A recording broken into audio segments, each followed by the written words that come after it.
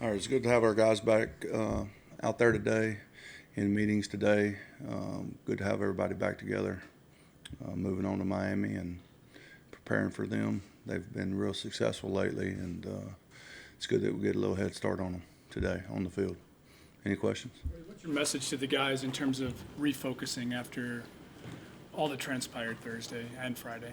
That message doesn't change from week to week. It just, we move on to the next game. How confident are you this group's going to be able to put this behind it? Very confident. Freddie, in addition to the bouncing back emotionally and everything, Myles is a terrific player. How do you move on the field without a guy like that coming off the edge? Well, of course, Myles was having an excellent season, and it's hard to replace somebody with that kind of production. But we've got some guys that are mentally and physically up to the challenge, and I have total confidence they'll give us everything they have and produce when needed.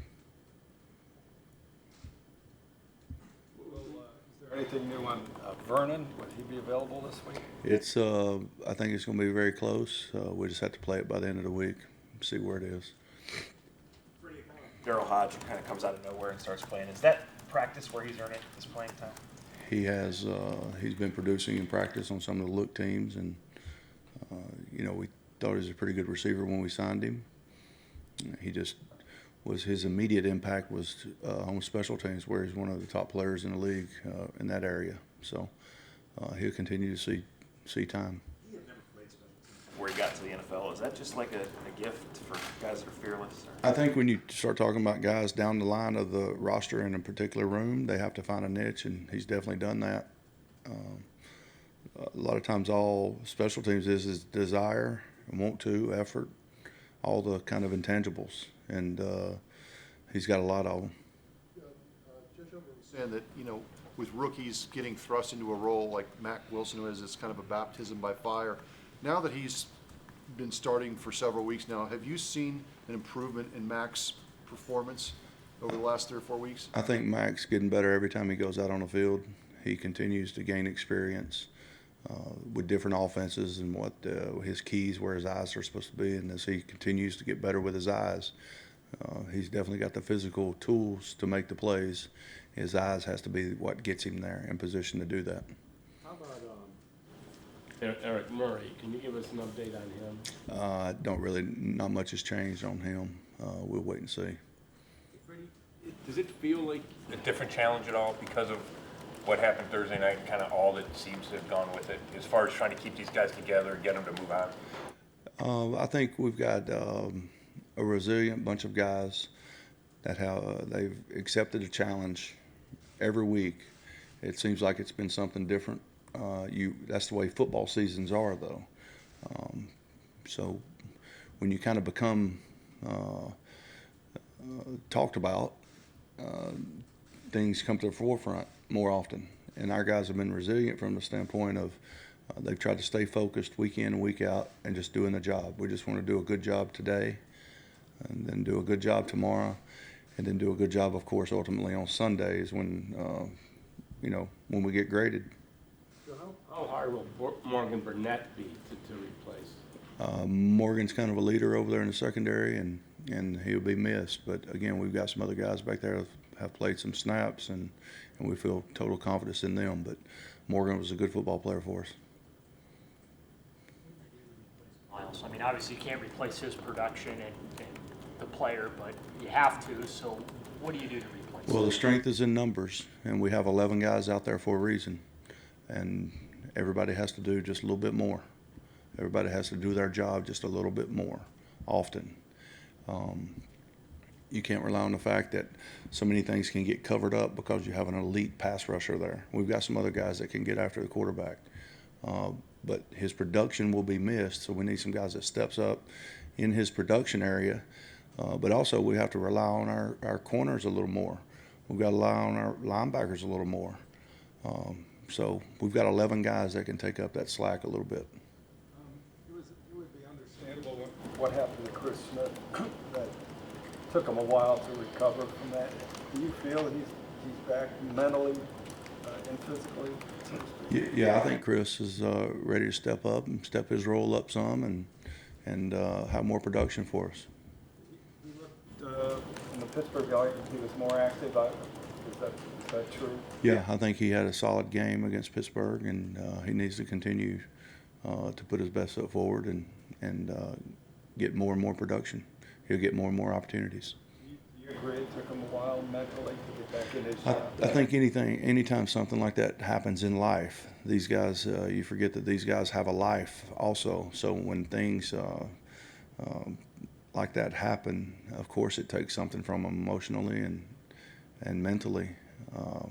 But I think Chris did a good job of fighting through some of those emotions and from a mental standpoint. And it's never easy when you start talking about things like that. And every day is hard.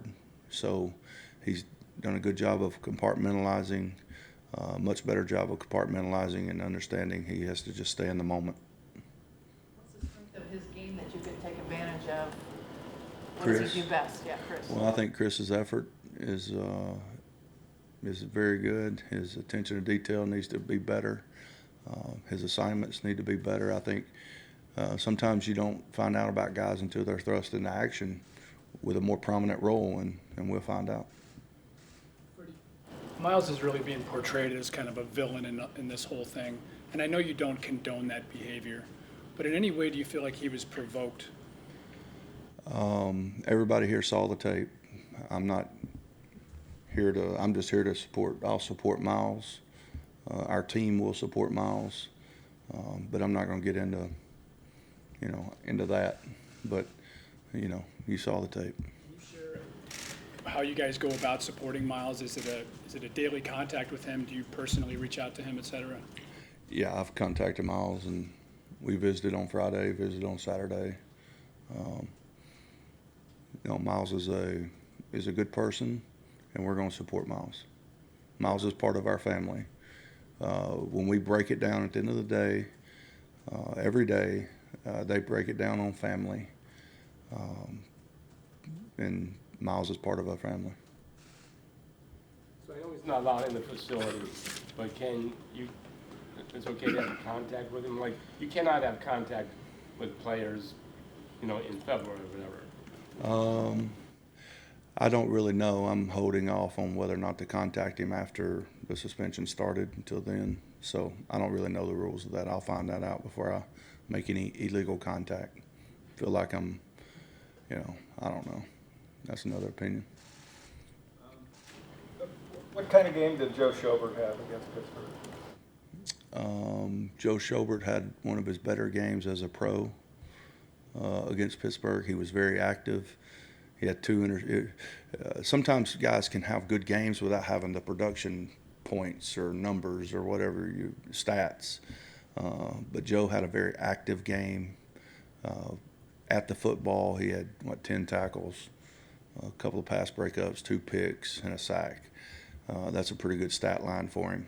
But above all else, he did an excellent job of getting guys where they were supposed to be to enable them to make plays also. What's Chad Thomas with you guys the last couple of weeks? How's he come along? Has you given him more of a responsibility? Yeah, well, Chad's reps have picked up since Olivier's been out, and they'll continue to go up. We just need him to continue to do his job and do it well. And like I said, everybody needs to do their job just better with a sense of urgency, sense of detail, and we'll be okay. What are the Dolphins doing better, maybe in the last few weeks than in the beginning of the season? Those guys seem to be executing better than they were earlier in the year. They're protecting a little better. Their receivers are running better routes. Just overall, they're making good decisions, and they're staying in the game, and then at the end of the game, they're able to make plays to win the game. So that's what they're doing a little different. At the beginning part of the year, they just weren't making those plays. And then they would get out of the game so early, and then they kind of got away from who they were. And I think they're doing a good job of that. They've done a good job of staying together, and we've got a tough test for us this weekend. They're good. They're playing very good football. What's the update on the Joker? Excuse me? What's the update on the Joker? He's kind of day-to-day right now. So he's cleared to practice? I think starting Wednesday, yeah. yeah, if nothing's changed from today or tomorrow.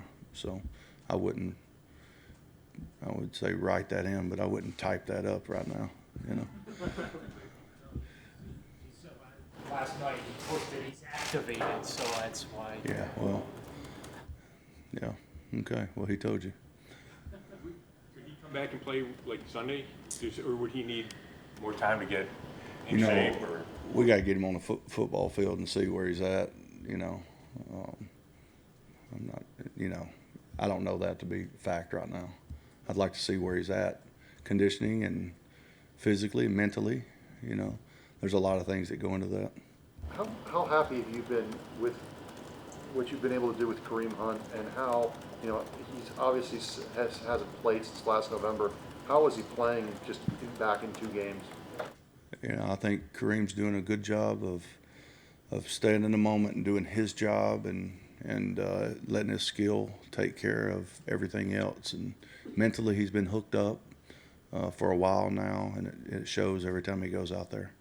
You talk about, like, several points this season you've talked about adversity. Do you think that the guys, or do you have a sense that your players are like embracing the idea of kind of galvanizing, you know, or rallying together in the face of all this that's happened? I think what the game of football does that maybe some of the other sports don't do is you either, you know, I talk all the time about you either run toward each other or you run away when adversity strikes. And I think we've done a good job of running toward each other. I think that's the part of being a family, that when we hit adversity, we look to each other instead of looking outside or fingers go this way. And I don't expect anything other than that. And if we do that, we'll be fine. Two more? This isn't really maybe up to you, but has the team, the organization looked at how you can help these guys deal with kind of when these anger, how to control their anger during the game or anything? We do a lot of things within the organization to support our guys on and off the field. You know, Myles Garrett's a good person. He's a good individual. He does a lot in the community. You know, he's a soft-spoken, you know, Myles Garrett's a good person. We're not going to pile on Myles. He had a bad lapse in judgment, and that's it. But I'm still a Myles Garrett fan, and I'm going to support him. Our organization's going to support him, and his teammates will support him, and this coaching staff will support him. After the game, you were very adamant and very clear about saying that, you know, we're not making an excuse for Myles. Myles doesn't want us to give him any excuse for what happened, but just, you know, just in today, and, you know, kind of hearing you say, you guys saw the tape, we know it was on tape. It almost sounds like you think that maybe Myles sort of had a reason to do it. I never said anything like that. I asked you if you saw the tape. Did you see the tape? That's the only thing I asked you. I didn't insinuate anything. I was asked for a comment, and I wasn't making a comment on it. I just asked if you saw the tape. So form your own conclusion. I've got my conclusion that I didn't read, you know, I didn't say. So don't insinuate anything. Just, did you see the tape? Could you say, There's no excuse for that to happen on a football field. I know that. Myles knows that. All the players in the locker room knows that. That's it. There's no excuse. But in saying that, we're going to support Myles Garrett moving forward in any way that he needs support. as far as Hunt and Chubb, would you say there's still untapped options that you're looking at? You're wanting to see some more wishbone, aren't you? Yeah. All right. Can you write that down for me? Other than that, I mean, he's only been back for 2 games, and he's probably doing things that he didn't do at Kansas City, really, right? Yeah, I watched Kansas City tape, in the past. I don't really, I think we're using him a little different than they used him there. Yeah, so we're real fortunate in that room to have, really I think 3 good football players, and Dearness Johnson's not bad himself. So we feel real fortunate to have those guys in that room.